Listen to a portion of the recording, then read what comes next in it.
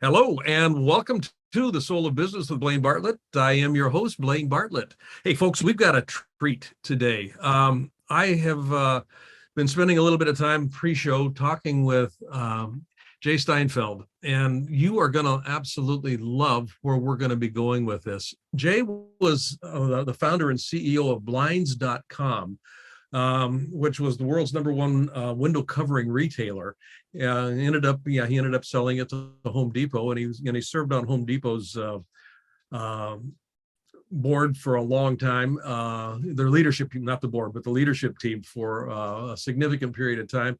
He teaches entrepreneurship, and this is where I want to go with this. He teaches entrepreneurship at Rice University's Jones Graduate School of Business, and he's got a book out that's a Wall Street Journal bestseller, Lead from the Core, The 4 Principles for Profit and Prosperity. And given the nature of this show and given what we talk about, I could not think of a better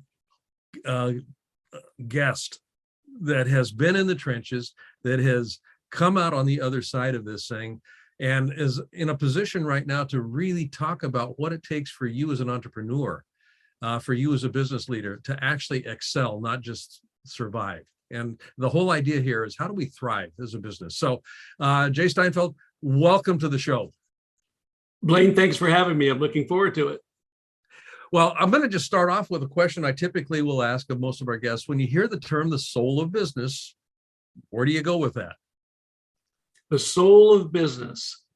Well, that's a deep interpersonal question. And I think, well, my book, Lead from the Core, it's about the core. And the core is not about business, but it's about people. The soul of business is the people. And the purpose of our business, the express purpose of Blinds.com, was to help people become better than what they ever believed possible. It wasn't a slogan. That was my purpose, because I realized as a leader, my job isn't just to build sales and revenue and get teams and all this, but my job is to develop other leaders and to lead people to a common destination. And the soul is to know, what are those things that are within you, that are part of your DNA, that propel you, that propel your behaviors to do those things that everybody knows that's what a leader is supposed to do. And for me, there are 4 things, and they're the 4 E's. The first E is to evolve, continuously evolve. We know that you must evolve or you die. Yep. But it's not just about ourselves evolving, it's about evolving everybody around you. That means if you hear somebody on the phone who's stumbling over some question asked by a prospective customer, your job description is to, after that phone call, go over to Dixie and tell her, Dixie, I heard you having a little issue with that. Here's something that I did that helped me in that situation. So when you have people not only automatically improving themselves and improving everybody around them, including customers, including service providers, including investors, board members, you have this excellence that just happens. It's autonomous excellence that is happening because you've established the right environment that allows people and propels people into doing that. You know, you've got something, and I love, the 4 E's. I love simplicity. I mean, when we can distill things down to something that is really easy to articulate, what that suggests to me is that you really have done your homework and you know what you're talking about. I mean, it kind of goes back to what Einstein, I think it was, said, if you can, you don't understand something until you can explain it simply. And evolve, experiment, express, and enjoy. Just as a meme, these 4 E's come into play very interestingly. In your book, Lead from the Core, you got a reference to something that I found absolutely fascinating. And just in terms of what you were talking about, just going over to Dixie and saying, Dixie, I heard you were having some difficulty with this. How could there's a piece here, and there's a question embedded in my monologue here. I'm looking forward to hearing what this intriguing portion of the book is.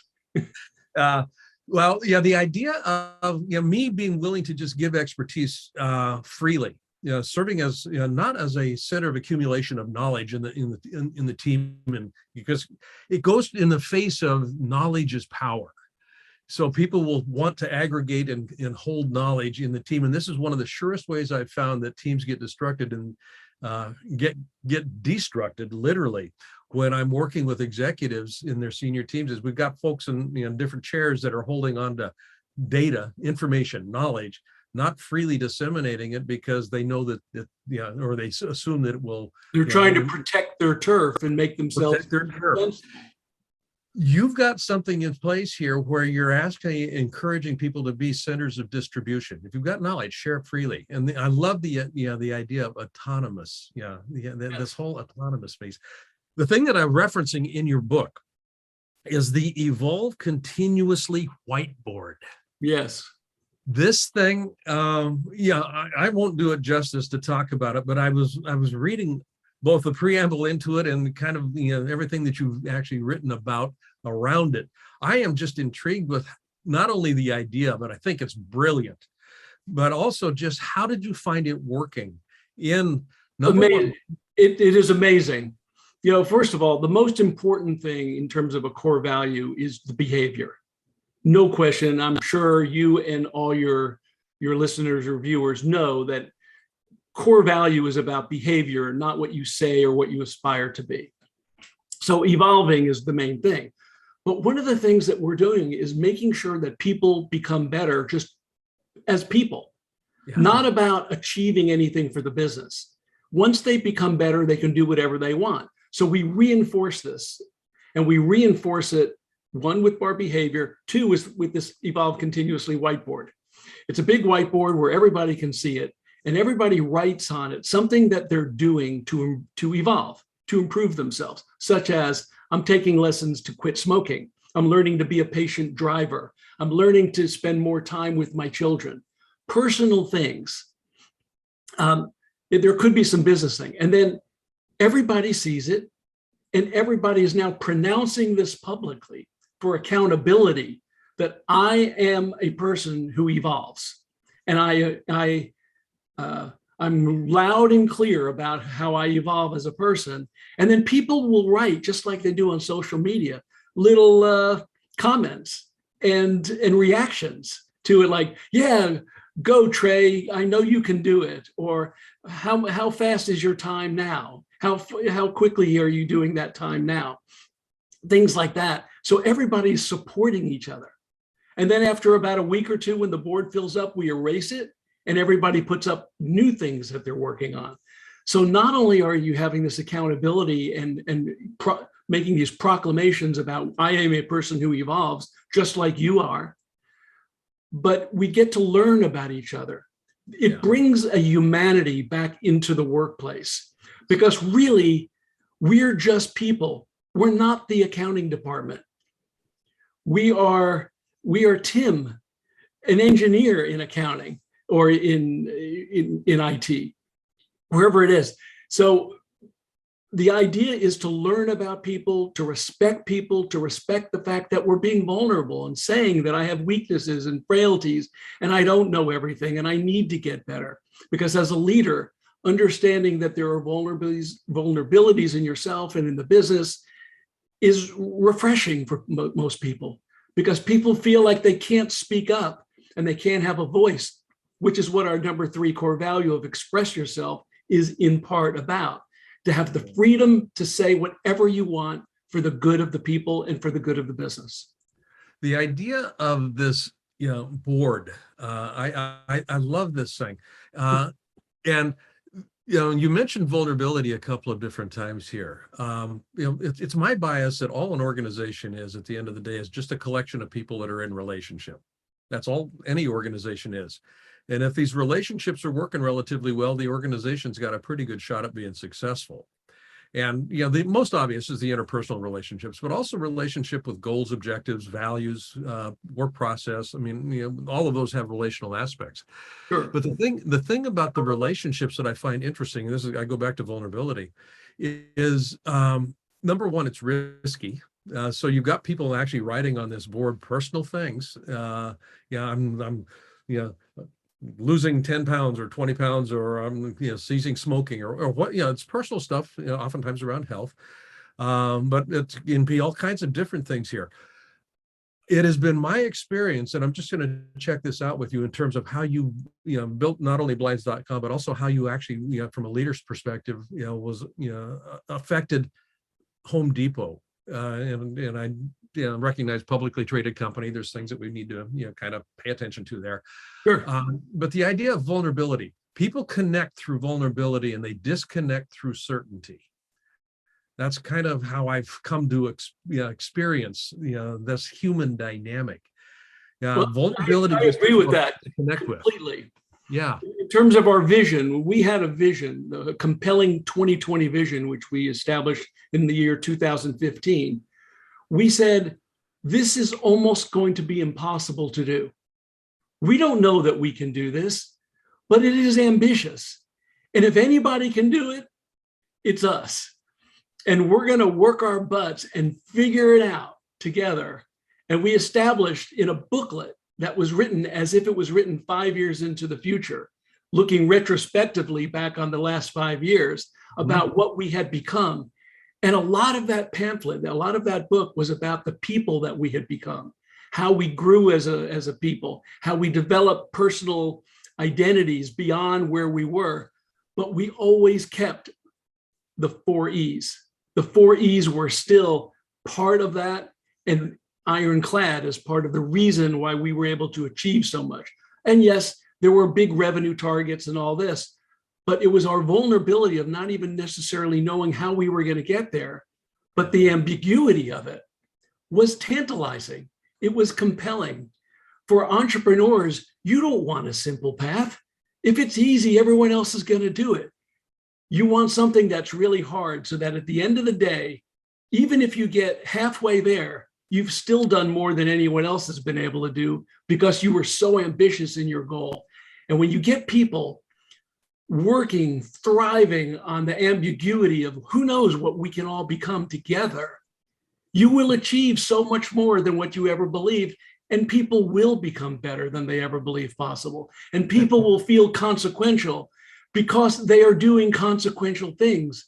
And you go home and you feel like you've played a really important, integral part of everybody else's future, including your own. And you have this passion about your own manifest destiny, that you're in control of this and you're helping achieve all the things that you wanted to do. And you're not even sure where you're going to get to because there's so many things that are wrong with everything, but we're going to figure out how to get better. And who would believe that? We had 8% turnover. I know. Isn't that great? And when we were, even after we sold to Home Depot, 3 years after that sale, virtually no one in leadership left. In fact, I don't think we lost one person in leadership from 3 levels down, because now with Home Depot, we had this firepower that we didn't have before. And now all the things that we wanted to do, we could do with rockets behind us. It was, and I stayed on for 7 years. How many entrepreneurs do you know that start with nothing, build something of significance, sell it to a big company, and stay 7 years? Yeah. It was great. It was so fun being with Home Depot and with the team and doing things along with this mammoth company of significance and being part of it. Okay. I'm going to say something here that, don't take it the wrong way. I love you. I mean, I absolutely love this. I love you. I love where you're coming from. I love the ideation that you're bringing into the table here. There's folks, as you're listening to this, I want you to really pay attention. I mean, there are nuggets being dropped everywhere, when Jay is speaking here. One of them, and this is from an entrepreneurial perspective here, and from a leadership perspective, ambiguity can be tantalizing.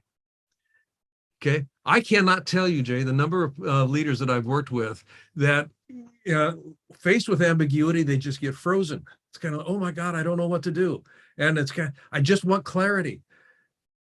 Take that off the table. The tantalizing piece here. What's the invitation for exploration? What's the invitation for possibility? What's the invitation for inventiveness and creativity? And I go back to the soul of business here. Faced with ambiguity, you are actually moving out of certainty and into the domain of the imagination. And Which as is far joyful. It's joyful. It's joyful. expansive. You're not trying to constrain. You're trying to build. You're creating. And there's creation is so much better than constraint. And you're not only just creating a business, you're creating increased value of people.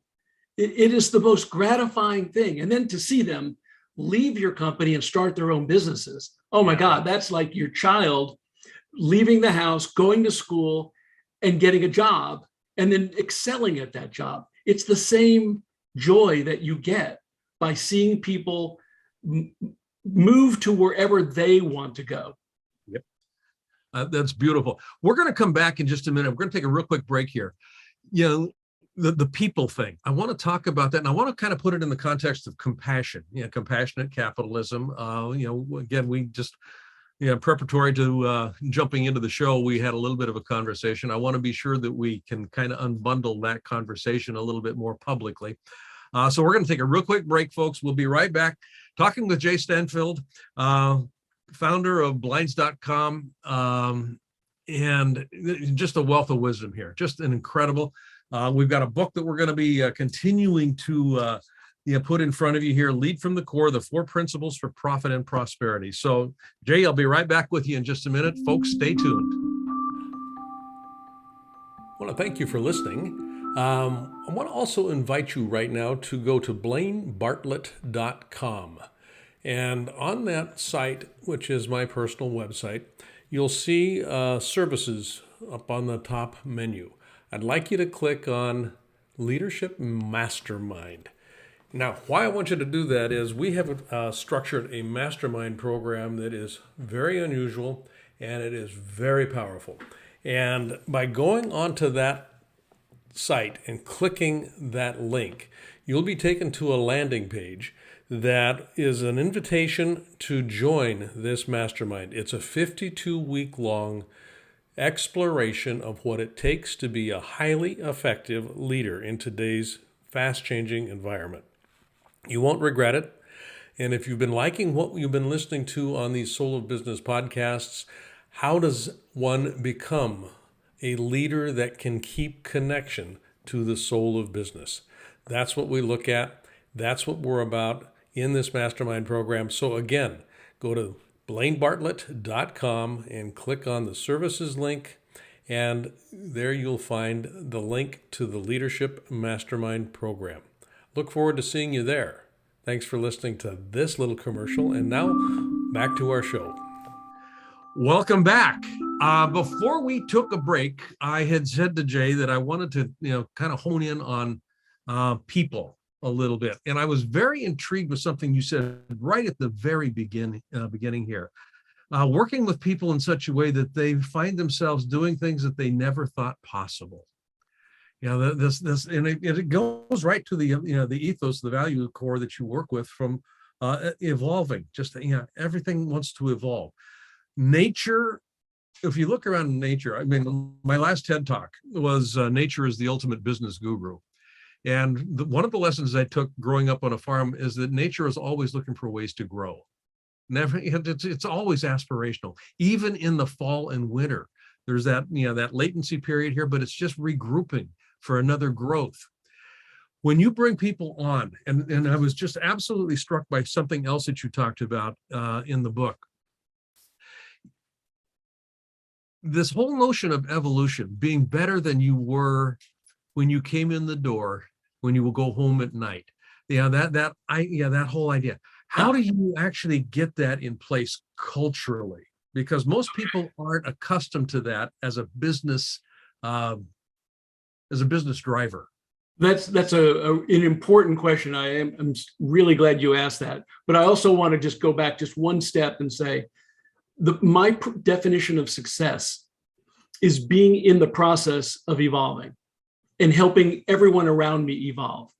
So that means I don't just get better at the end of the day. throughout the day, there are multiple times where I've thought of a way to be a little bit better as the way I express something, or I felt improve some process, or I help somebody else think of a better way to approach a problem or a better way to think. So that way you can be successful all day. And that is a great way to be, where you go in knowing that of all the things that are weaknesses, that you can feel really good now because you know later you're going to be better. Yeah. It's a refreshing way. It's this dichotomy, this paradox of being happy now, knowing that you're not as good as you need to be, but will be somewhat better. And when that mindset is powerful. When people feel supported that way, and they know that I, as a leader, truly, authentically care about their success, they're going to do things beyond what you ask them to do. Mm-hmm. So how do you get them to do this? Well, the first thing is we actually interview for this trait, because we know it's hard. We know it's hard to experiment. We know it's hard to evolve, to look yourself in the mirror and admit frailties. So we ask people in the interview, Blaine, give me some examples of what you do in your personal life right now to get better at something. Mm-hmm. If they can't answer that question, it is a litmus test for us, because we don't want people who come into our organization and then we tell them, it would really be great if you evolved. No, we want people who like to evolve, who take chances and experiment in their lives and ask behavioral questions about how they deal with ambiguity and these things, so that we already have people with a running start towards our 4 key principles. And when you have that, and then when they come in and you then spend an hour, I spend an hour with all the employees in the first week, letting them know this is how those 4 principles were, the origin of them and why they're important. And if you follow those, you will succeed here, because you will get better. And if you don't, not only will you not succeed, you won't keep up, because we are growing and we like to grow. And if you don't grow, you're going to be left behind, and there is not a place for you here. And it's not going to be easy, but it's your responsibility, because personal development is the responsibility of every individual. It's not the leader's responsibility to help the other people do it, although you must provide them with the tools and the resources and time. Compassion is about not just providing resources, but the time to use those resources. So if you want to get into compassion, I think generosity is a whole topic that we can discuss if you want to go there. Well, there's this idea of, you bring in a couple of different things here. Hiring for people. Now, you said something just right there that I just kind of perked up. I did a lot of work with Starbucks a number of years ago, spent about 5 years working with them. And their onboarding process was very rigorous. As a matter of fact, when they brought in a new CEO, when Howard actually moved out of that position, Jim Donaldson, who they brought in, it was interesting. For a month, all he did was, he learned how to be a barista. He went to the roasting plant. I mean, the embedding of the values core. You said that what you do is you spend an hour with each person, a new hire. Right. As the CEO of a company that was as large as Blinds.com became, how did you find the time to do that? And I know you found the time, but and I mention this because I will hear leaders all the time going, well, I don't have time for that. How did you find the time? Okay, so it wasn't with each individual person. The training, I would talk to the training class. So there might be 5 people, there might be 25 people. And I mean, how can you not spend an hour a week with the most important thing in your company? And that is how we are all going to behave and what the expectations are. If you don't have an hour to tell people what the expectations are on how behavior should be, what are you doing? You're not a leader. You're a dictator. Uh, I'm going to read something out of the book here that I think is just fascinating. And this was, when when Hunter Douglas moved away, which was both your main supplier, but also a direct competitor, ultimately. Yeah. You said here, our customer service team was always determined and had been trained to solve customer problems because, customer problems came up. And there was an instance here where, in a transition piece, very disruptive, one of your major suppliers, Stop kind of selling to us. yeah. And so this is interesting here. Our systems were not equipped to handle the disruptive demand, but our associates' mindset and skills were. Another point to hiring for culture, fit, and personality. Had our customer service team not lived the 4 E's, I don't know that we would have made it through quite as well. The mindset, and this idea of managing, management is a focus on predictability and stability. And that's what systems come into play here. Leadership is about possibility in people. And what you did and what you continue to espouse and continue to do is focus on the getting people that have this let's get it handled mindset. I can handle ambiguity. It's tantalizing. Right. Let's you got a problem? Let me see how we can work on this together to solve your problem. Yeah. That mindset, even though the systems don't support it right now, we're going to find a way to make this happen. It's going to be hard, and we're going to be exhausted, and we were exhausted, and it was not sustainable. But while we were figuring it out, at least customers were being taken care of as best we could over a short period of time. Eventually, we figured it out. Yeah. But it was the ability to have people who are resilient and who knew that, look, one of the things we do is we know there's going to be issues. And when they come up, it's very matter of fact. Okay, that's not good. How do we resolve this? And when after writing the book, the first draft, there wasn't a lot of these angst and dilemmas that you were reading about. And I added a lot more because I'd forgotten about all those. Yeah. And then when I asked Daniel Kotler, who is my chief marketing officer, do you remember this being hard? And he said, no, it was fun. I said, but I don't have enough of the angst and the dilemmas and the problems and the forks in the road where we had to make these tough decisions. And he said, but we just did those matter of fact. It wasn't traumatic at all. I said, I know, but I need to put it in there or people are going to think that I've glossed over it, because they were hard decisions. Because it was just part of the game. Part of the game. Part of the joy. You build it into the game. Yes. Yeah. You build it into the game, build the expectation in. The idea of compassion. I want to touch on that in the time that we have left here. The notion of compassionate capitalism for a lot of people when they first hear it is almost an oxymoron. It's kind of like, how can compassion and capitalism coexist? Because that's not the experience that many people have with our current capitalistic model. When I wrote that book, Compassionate Capitalism, it was predicated on a notion that the purpose of business is to enhance the possibility of life thriving on this planet. The idea of thriving. Mm-hmm. What you did at blinds.com is actually took that notion, unbeknownst to you in my language here, but you just ran with it and you did exactly what that's about. The examples that you talk about, your customer service people connecting, the whiteboard, the aspirational whiteboard.